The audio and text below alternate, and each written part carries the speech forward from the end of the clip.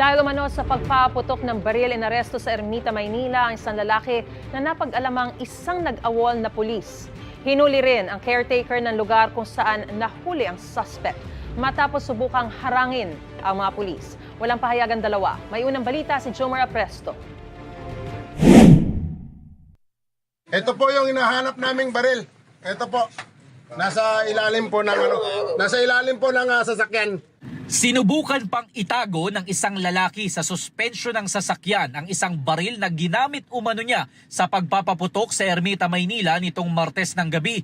Ang suspect, isa raw awol o absent without official leave na pulis na dating miyembro ng PNP Special Action Force.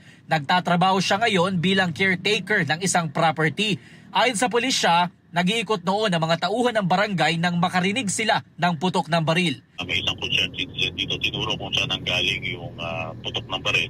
At pagpunta nila doon sa location, nakita nila itong isang individual na may hawak na baril at nagpapatok pa ng sunod-sunod. Umabot daw sa mahigit 20 pulis kabilang ang SWAT ang dumating sa lugar.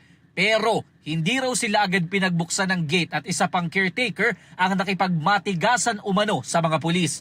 Tumagal pa ng isang oras bago tuluyang napasok ng mga otoridad ang lugar.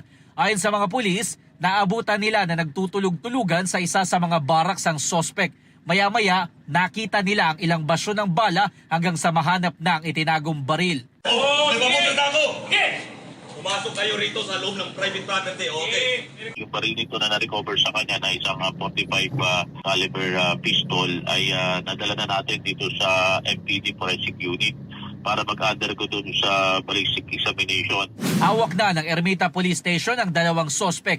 Napag-alaman naman na ang caretaker na nakipagmatigasan sa mga pulis ay dati nang nakulong dahil sa pagkukubli umano ng iligal na armas.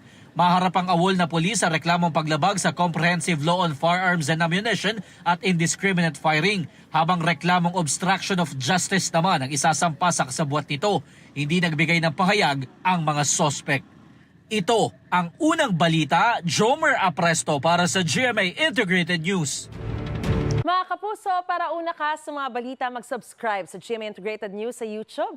Sa mga kapuso abroad, subaybayan niyo po kami sa GMA Pinoy TV at sa www.gmanews.tv.